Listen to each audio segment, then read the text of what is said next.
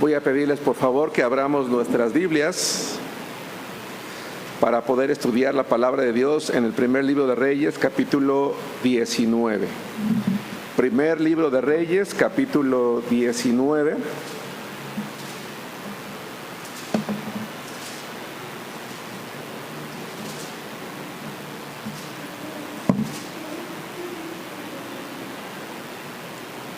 El título de la predicación de esta noche se llama Cuando un gigante se derrumba. Cuando un gigante se derrumba.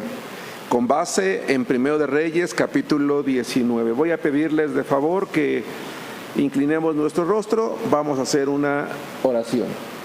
Padre, gracias te damos, Señor, en este momento, porque has escuchado nuestros ruegos, has atendido a nuestras oraciones. Danos fe, Padre Celestial. Aumentanos la fe en cada momento, Señor. Que el enemigo no nos desvíe en la atención de nuestra mirada, de nuestra fe, de nuestra convicción hacia ti, Padre. A esperar en tu nombre en cada momento de nuestra vida, a pesar de que pasen los días, las semanas o incluso los años. Porque muchas veces tu voluntad, Padre, nos hace esperar en medio de la prueba para purificar nuestra fe, para fortalecer nuestra mente, nuestro corazón en ti. Te rogamos que bendigas la predicación, que ésta sea de bendición a cada uno de nosotros. En el nombre de Cristo Jesús. Amén. Amén. Muy bien, hermanos.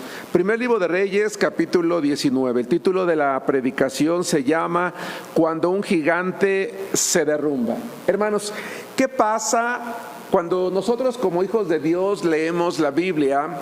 Pues yo creo que a través del tiempo y en la medida en la que nos vamos relacionando con Dios, enamorando de Dios o adentrándonos en nuestra fe, me atrevo a creer que la gran mayoría, tal vez no todos, pero sí la gran mayoría, empezamos a sentir cierta admiración por alguna mujer o por algún hombre de la Biblia, ¿no?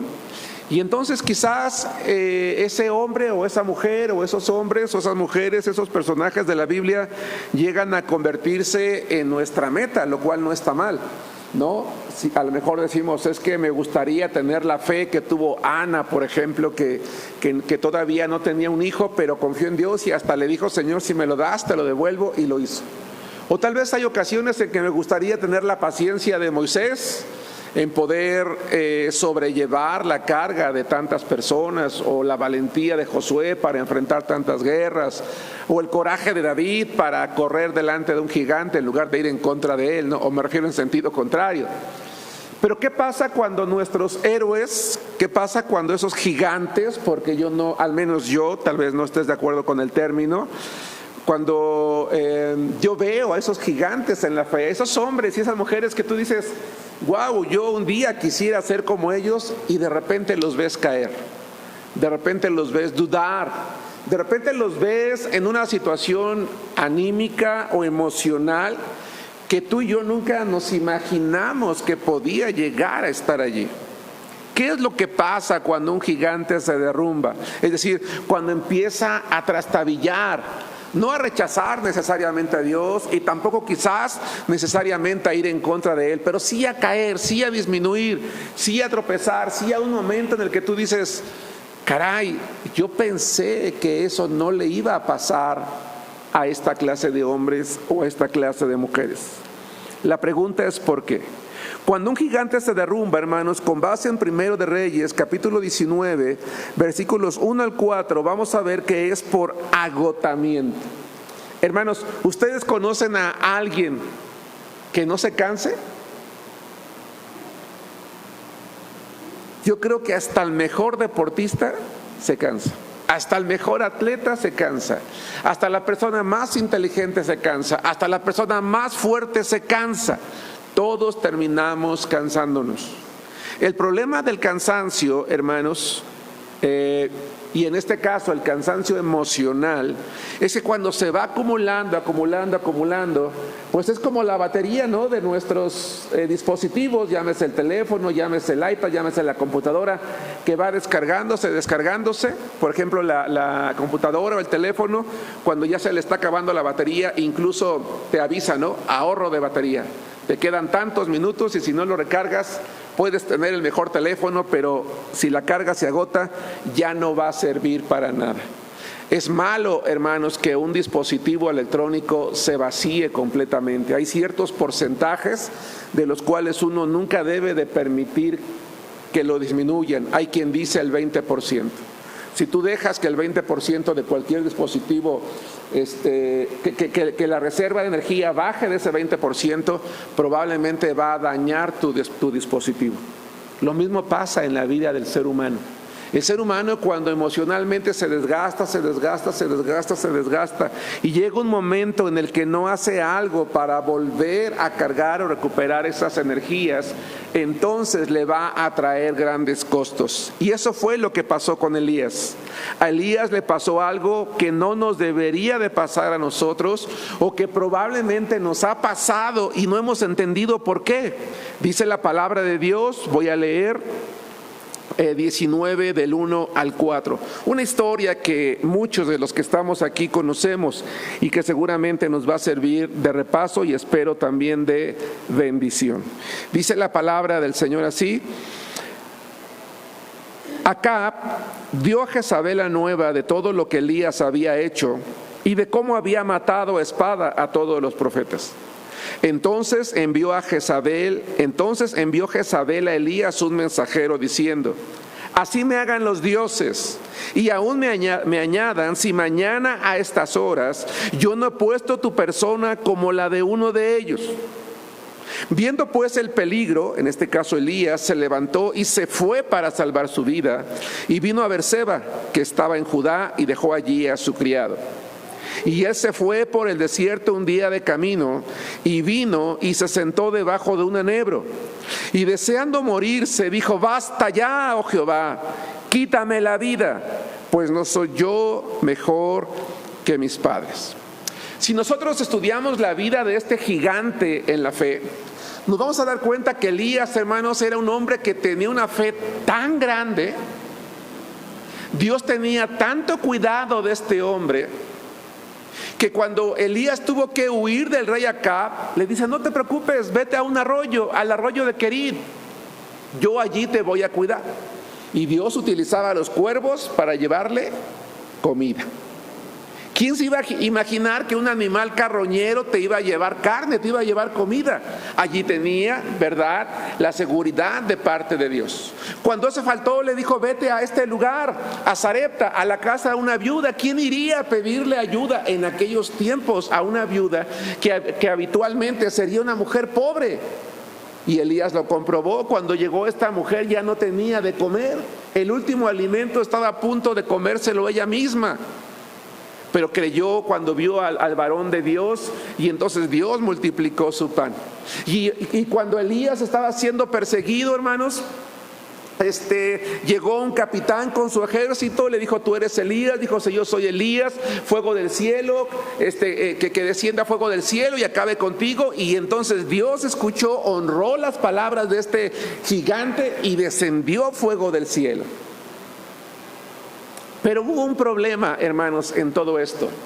Uno no puede dejar de admirar la fe de Elías, alimentado por unos cuervos, alimentado en la casa de una viuda, haciendo caer fuego del cielo.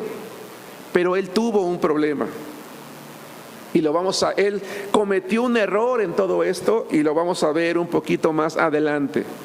¿Qué fue lo que le pasó a él? Vivió tantos momentos difíciles que emocionalmente se fue desgastando. Hermano, hermana, ¿has vivido problemas fuertes en la escuela, con los maestros, en tu casa, con tu cónyuge, con tus hijos, con tus padres, en tu vida?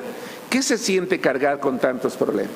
¿Qué se siente en tu mente estar pensando: ¿qué me va a pasar? ¿Qué me va a pasar? ¿Cómo voy a salir de esto? ¿Cómo me voy a levantar? Si ustedes son como yo, los seres humanos tenemos un problema, tendemos a proyectar. ¿Y si me pasa esto? ¿Y si me pasa el otro? ¿Y si me pasa aquello? Y cuando los seres humanos proyectamos, normalmente no lo hacemos para bien, lo hacemos para mal. ¿Y si me reprueban? ¿Y si me corren? ¿Y si me muero? ¿Y si me enfermo más? ¿Y si me pasa esto? Y eso, hermanos, nosotros no lo percibimos, pero emocionalmente nos va agotando, hasta que llega un evento que puede ser el detonante que nos obligue a salir huyendo. Y ese evento fue, hermanos, cuando Elías enfrentó a los 450 profetas de Baal. Qué maravilloso, hermanos, qué maravilloso momento. Elías oró al Señor, cayó fuego del cielo, consumió el agua, consumió la piedra, consumió la tierra, y ese día Dios demostró que Él era Jehová, que Él era Dios. Fue un día grandioso, fue un éxito más en la vida de este gigante. Uno pensaría, después de esto, después de ver a Elías solo enfrentando a 450 y Dios demostrando ese poder, no, hombre, este hombre jamás va a caer. Jamás va a estar en una posición, ¿verdad?, en la cual él tenga que salir huyendo. Pero cuando la reina se enteró que él había matado a sus sacerdotes, lo amenazó de vida, de muerte. ¿Y qué creen que hizo Elías, hermanos? El gigante en la fe, acostumbrado a clamar al Señor: Señor, ¿quieres que yo enfrente al rey? ¿Quieres que yo vaya a la casa de la viuda? ¿Quieres que vaya al río? ¿Quieres que vaya a enfrentar a los profetas? Él solía clamar a Dios, solía depender de Dios, solía consultar a Dios. ¿Por qué? Permítanos usar la palabra simple solo para, por un lado, tratar de aparentemente minimizar y después magnificar lo que pasó. ¿Por qué la simple amenaza de una reina lo hizo salir corriendo? No le había tenido miedo al rey, ¿por qué a la reina sí? No le había tenido miedo a un ejército, ¿por qué a la palabra de la reina que ni siquiera estaba frente a él? Sí. Porque no era la palabra de la reina, era que emocionalmente ya estaba cansado. Ya estaba cansado. Y fue como que la gota que derramó el vaso, dijo: ¿hasta cuándo voy a tener que seguir enfrentando este tipo de situaciones? Y entonces dice la palabra de Dios que salió huyendo para salvar su vida. Guarden ese pensamiento que está en el versículo 3. Voy a pasar a otro pensamiento y después voy a regresar. Dice que él sale huyendo, y quiero que vean lo que dice el versículo 3. Se fue para salvar su vida y vino a Berseba, que está en Judá. Lean conmigo. Y dejó allí a su criado.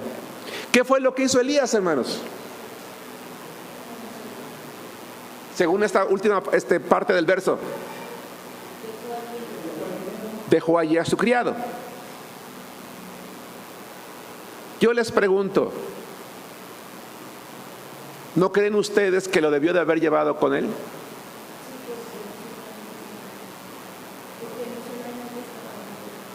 Porque cuando emocionalmente estamos agotados, lo mejor que necesitamos es alguien que esté con nosotros. Ese fue el error de Elías. Todas sus batallas las peleó solo.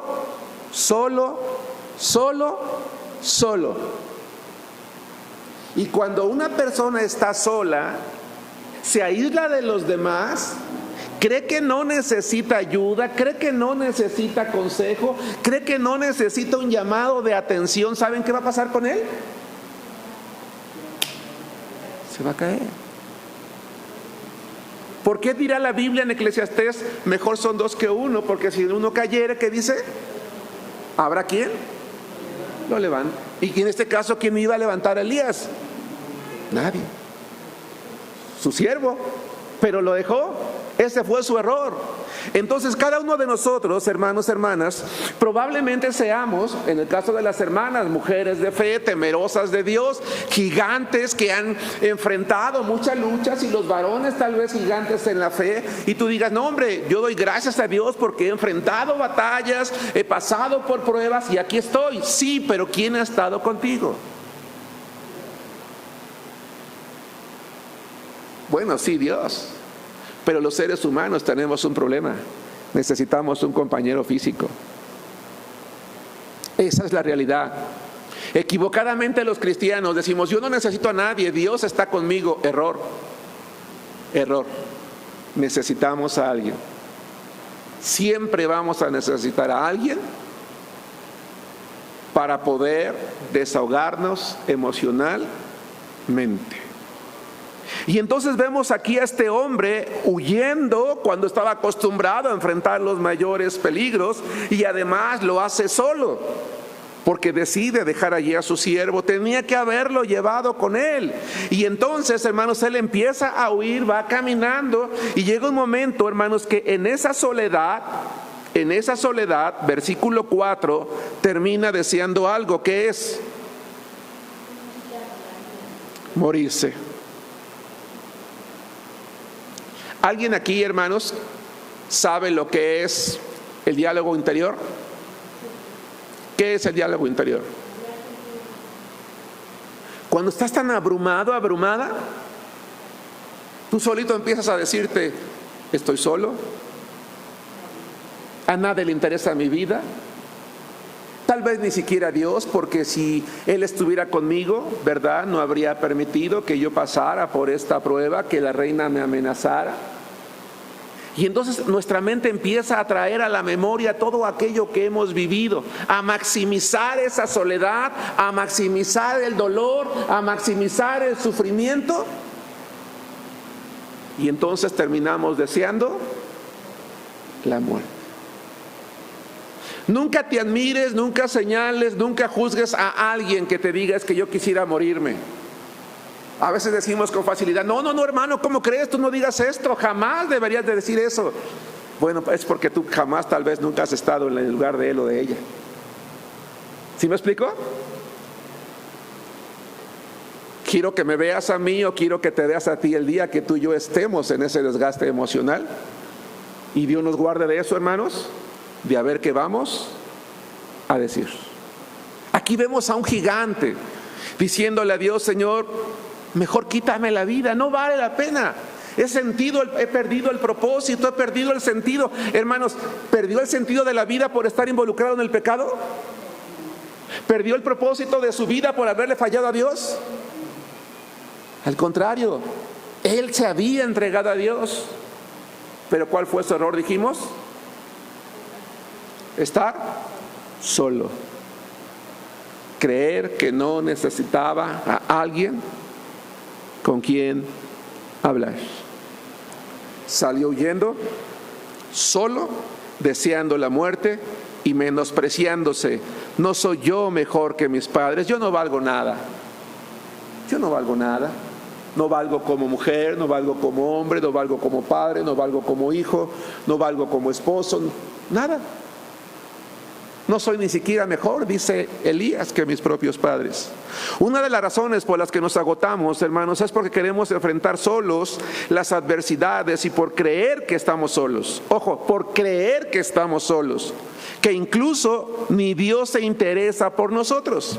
Entonces, si es así, la segunda cosa que quiero que veamos, punto número 2, es que cuando, hermanos, un gigante se derrumba, no está solo.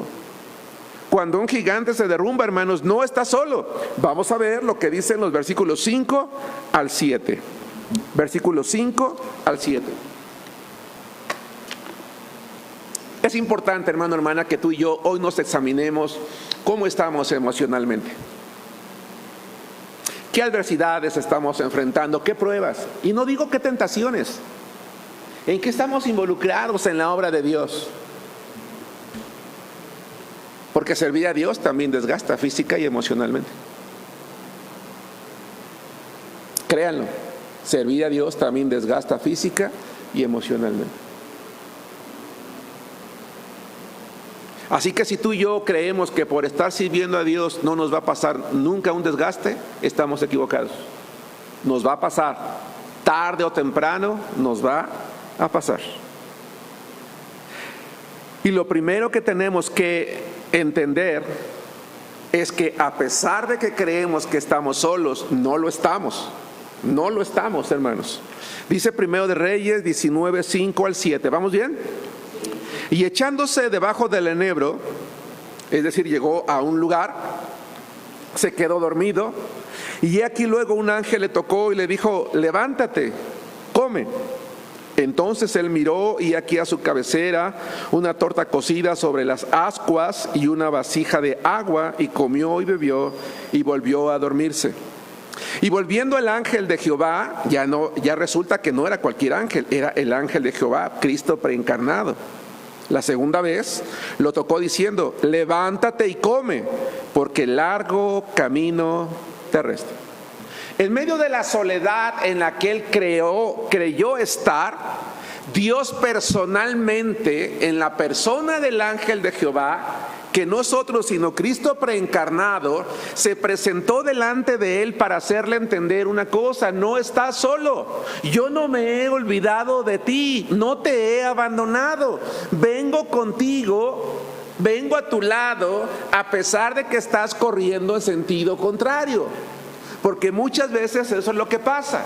En lugar de ir hacia Dios, vamos en sentido contrario. A veces dejamos de orar, a veces dejamos de leer, a veces dejamos de venir al templo, a veces entonces sí ya empezamos a pecar, empezamos a hacer cosas que a Dios no le agradan, empezamos a alejarnos de Dios. Pero allí estaba. Pero me llama la atención, hermanos, lo que el ángel de Jehová le dice a Elías: levántate, come. Hermanos, ¿a cuántos hombres o mujeres en la Biblia Dios mismo les preparó la comida?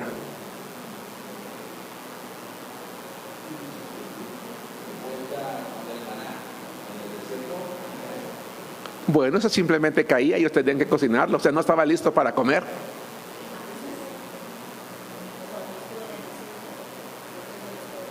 No, dice que tuvo hambre, pero no hay un solo hombre o mujer en la Biblia a quien Dios les haya preparado la comida lista, la mesa puesta para comer. Elías fue ese hombre. El ángel de Jehová le acercó una torta cocida sobre las ascuas y una vasija de agua. No sé si me explico. El Señor dice: te amo tanto que yo personalmente, ¿verdad?, estoy aquí contigo. Y mira, le prepara la comida y le dice: levántate, come. ¿Lo regañó? ¿Le llamó la atención?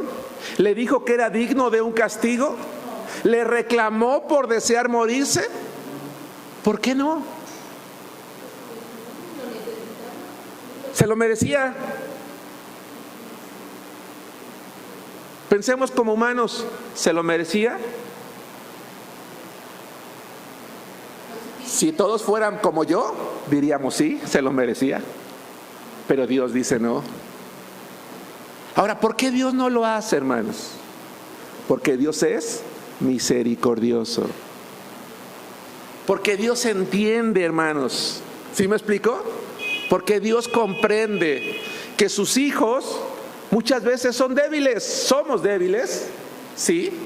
Y porque además, hermanos, en el corazón de Elías, realmente en ese momento había una crisis. Estaba confundido. Literalmente no sabía qué hacer. Y dice Dios: lo que menos necesita él ahorita es un llamado de atención, sino una muestra de misericordia. No está solo. Esto es maravilloso, hermanos. Y entonces Elías fue sabio en obedecer al ángel, come y lo deja que vuelva a descansar. Y por segunda vez Dios motiva a Elías y le dice: levántate. Dice el versículo 7, lo toca diciendo: levántate, vuelve a comer, ya descansaste, ya recuperaste las fuerzas, ya te di el alimento. Dice: porque largo camino te resta. Esto es importante. Dios dice: a ver Germán, a ver hermano o hermana, por no mencionar a nadie, entiendo que te agotes, entiendo que estés cansado, entiendo que emocionalmente las situaciones te hayan superado. He sido misericordioso contigo, he sido paciente, te he dejado descansar, pero por tu propio bien, levántate y sigue adelante. Porque cuando una persona se queda tirada a causa de un desgaste emocional, hermano, se va a sumergir en una depresión de la que muy difícilmente se va a levantar. Y Dios, que está cuidando a ese gigante, a su siervo, le dice: no, levántate, tú tienes un camino largo todavía por avanzar, así que levántate y ve. Hermanos, porque si bien es cierto, un gigante, un creyente ¿verdad? Como querramos llamarlo, tarde o temprano puede caer, sí, pero no debe de quedarse allí, sobre todo sabiendo que no está solo. Vamos a la palabra de Dios, al libro de Proverbios 24:16 y el Salmo 37:24, que me parecen muy adecuados a la circunstancia que estamos nosotros hoy estudiando. Hermano, hermana, ¿eres un gigante, una gigante que se ha derrumbado? No te quedes allí tirada, no te quedes allí tirado. Descansa, recupera las fuerzas, no olvides que Dios está contigo, pero levántate y sigue adelante. Levántate y sigue adelante. Un verdadero creyente no se queda tirado, hermanos, toda la vida. Dice Proverbios 24:16, porque 7 veces cae el justo. ¿Y qué dice? Vuelve a levantarse. Salmos 37:24, 7 veces cae el justo, no una, no dos, no tres, muchas. La idea no son 7, la idea es muchas. Ok, está bien, Dios entiende, pero te da tiempo suficiente, te renueva las fuerzas, es algo muy bonito. Dios, a lo mejor a nosotros no va a venir hoy Cristo a prepararnos el alimento y levantarnos, pero sí nos va a dar las fuerzas. La idea, esa es la idea que está allí implícita. Nos va a dar las fuerzas, jóvenes, señoritas, hermanos, hermanas, para levantarnos y seguir adelante en nuestro ministerio, en nuestra vida cotidiana. El Salmo 37:24 dice: cuando el hombre cayere, no va a quedar postrado. Y la pregunta es ¿por qué? Porque Jehová sostiene su mano. Cuando un gigante se derrumba, hermanos, es por agotamiento. Y muchas veces ese agotamiento es porque ha hecho las cosas solo. Puede haber muchas otras razones, claro que sí. La segunda, tiene que recordar que no está solo. Pero hay una tercera más. Y la tercera es que cuando un gigante se derrumba, tiene que saber que puede empezar de nuevo. Elías no se quedó allí, no renunció a su ministerio y dijo: bueno, pues ya le fallé a Dios, salí corriendo como un cobarde, huí, abandoné el ministerio, dejé de hacer mi trabajo, me descuidé. No, entendió que le restaba largo camino. Y vamos a regresar a 1 de Reyes, capítulo 19, por favor, hermanos, hermanas, y vamos a ver lo que la palabra de Dios enseña aquí.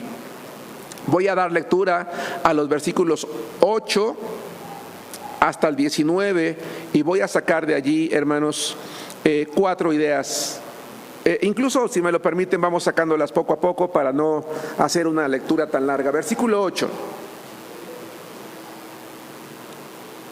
¿Por qué cuando un gigante se derrumba, hermanos, puede empezar de nuevo? Esa sería la pregunta. Versículo 8. Se levantó pues y comió y bebió, y fortalecido con aquella comida, caminó 40 días y 40 noches hasta Horeb, el monte de Dios. El monte Horeb, hermanos, es una montaña muy simbólica en el Antiguo Testamento. Fue donde Moisés, por ejemplo, se estacionó con el pueblo más de un año para recibir las tablas de la ley.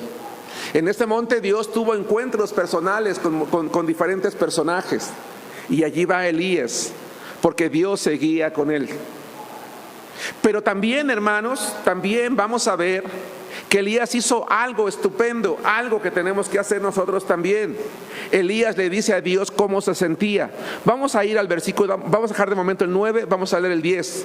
Él respondió: he sentido un vivo celo por Jehová, Dios de los ejércitos, porque los hijos de Israel han dejado tu pacto, han derribado tus altares y han matado a espada a tus profetas, y solo yo he quedado y me buscan para quitarme la vida. Estoy confundido, Señor.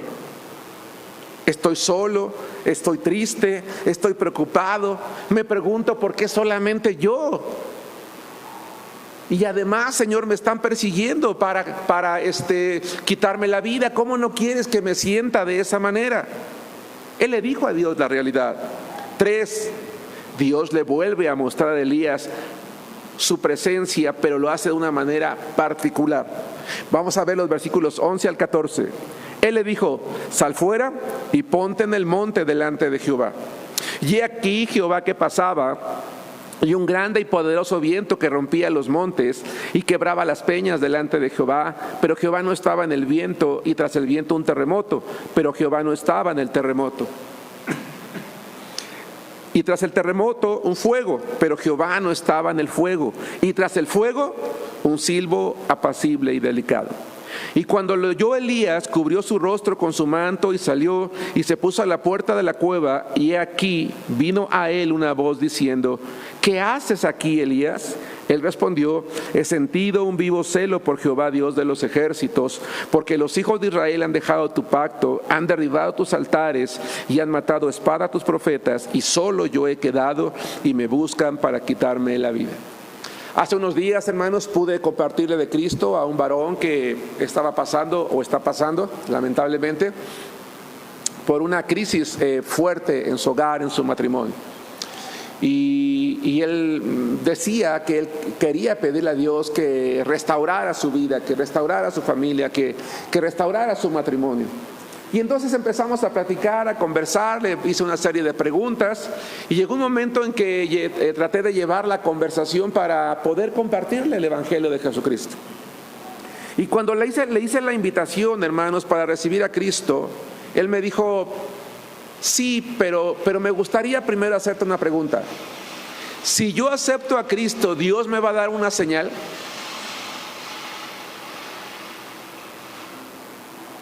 Le dije: Dios no da señales. Lo que Dios hace es responder a las oraciones que provienen de lo profundo del corazón del hombre. Yo te estoy invitando en este momento a darle tu vida a Cristo. Yo no sé si Él va a en el corto o largo plazo va a resolver el problema que tú estás pasando o alguna otra cosa. Pero lo que sí sé es que si tú le das tu vida a Cristo hoy o permites que Él tome el control de tu vida, Él te va a dar la fortaleza para esperar el tiempo necesario, para saber qué hacer, qué tienes que arreglar, qué tienes que corregir. Y cuando te digo que no te va a dar ninguna señal, es porque yo no te puedo decir: vas a sentir esto, vas a sentir el otro, o tú vas a ver que al día siguiente Dios te va a hacer el milagro que tú quieres. Pero tú puedes vivir con la seguridad de que Dios va a hacer de ti una nueva criatura.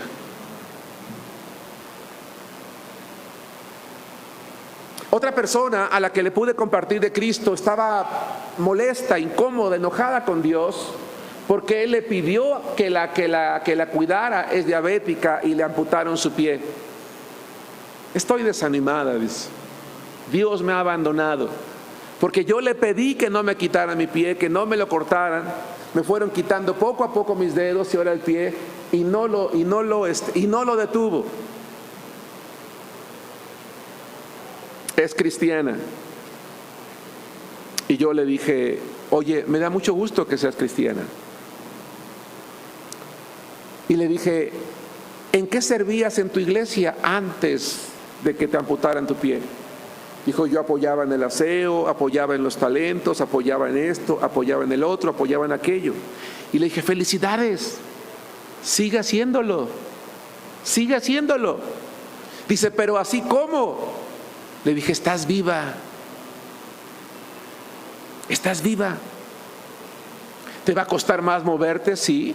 Yo no puedo imaginar lo que te va a costar moverte o el tiempo que te va a llevar a recuperarte anímicamente de esta pérdida, pero estás viva y lo puedes hacer. Y si Dios valoraba el esfuerzo que hacías antes, va a valorar más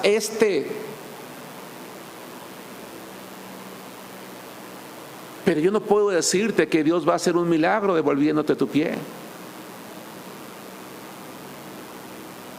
¿Por qué digo esto?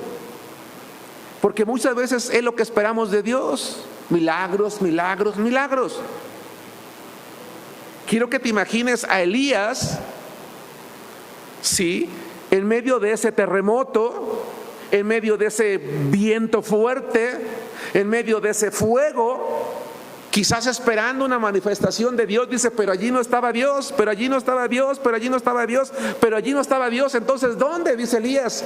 Y de repente un viento apacible. ¿Qué trae a tu mente esa idea de un viento apacible?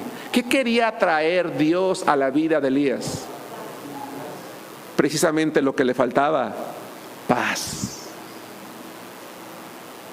¿Sí nos damos cuenta? Paz, tranquilidad, certidumbre, confianza. Cuando un gigante cae, puede empezar de nuevo. Cuando abre su corazón y le dice al Señor: Señor, estoy confundido, estoy triste, me duele esto, me pasa lo otro, me pasa aquello. Y tiene que entender que no es un milagro. Tal vez Dios quiera hacerlo, sí, lo hizo en otros casos, sí lo hizo. De hecho, Elías es uno de esos casos.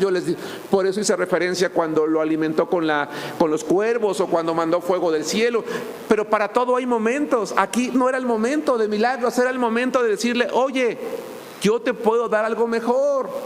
Paz, tranquilidad, en medio de las zozobras, certidumbre, seguridad, confianza.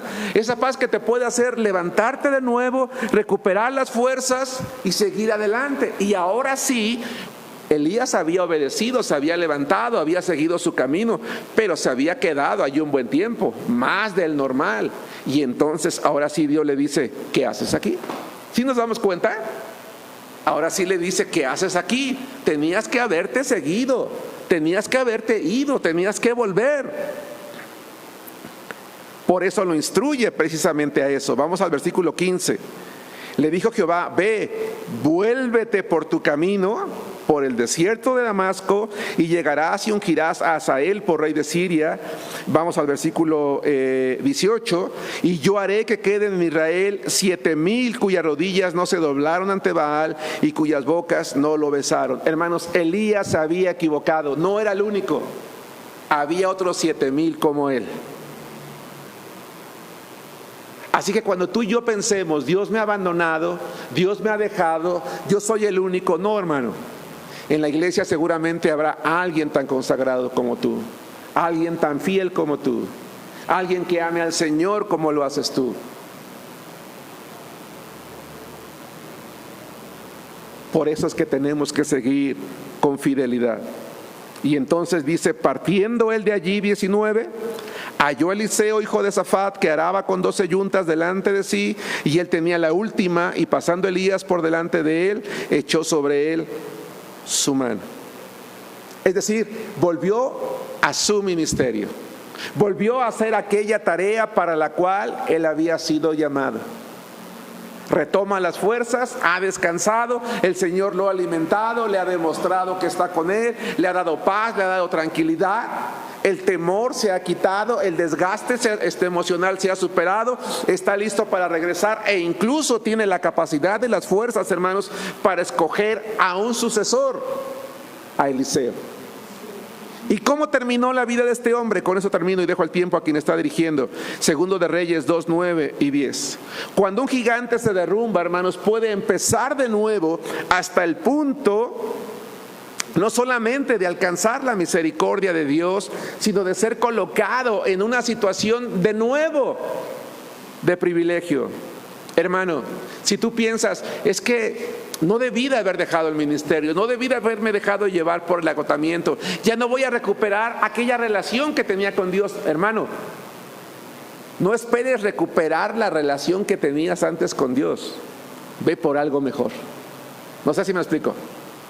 Si ya eras un gigante, no vuelvas a esa posición. busca algo todavía mejor. Porque vamos a ver lo que dice Segundo de Reyes 2, 9 y 10, y con eso termino. Cuando habían pasado, Elías dijo a Eliseo: pide lo que quieras que haga por ti, antes que yo sea quitado de ti. Y dijo a Eliseo: te ruego que una doble porción de tu espíritu sea sobre mí. Su siervo dijo: Señor, es tan grande y poderoso tu ministerio que yo quiero uno al doble. Y lo tuvo, hermanos, y lo tuvo. Pero por si eso fuera poco, dice el 10, él le dijo: cosa difícil has pedido. Si me vieres cuando fuere quitado de ti, te será hecho así, mas si no, no. Y aconteció que yendo ellos y hablando, he aquí un carro de fuego con caballos de fuego apartó a los dos, y Elías subió al cielo en un torbellino. Hermanos, Elías fue restaurado por Dios. Y Elías fue restaurado de una manera tan grande que él no deseó ser aquel gigante, deseó ser algo mejor, fue algo mejor. Y fue algo tan grande que dijo Dios: este hombre es tan grande que me lo voy a traer vivo delante de mi presencia, en un torbellino de fuego. No vio la muerte, la consecuencia del pecado. ¿Sí nos damos cuenta? Qué maravilloso, ¿no creen, hermanos? Qué maravilloso. Dios comprende la debilidad humana. Dios comprende la debilidad humana, pero siempre y cuando el hombre esté dispuesto a seguir las instrucciones de ¿quién, hermanos? De Dios. ¿Estás sufriendo, hermano, hermana? No lo hagas solo, porque te vas a derrumbar. Dios les bendiga.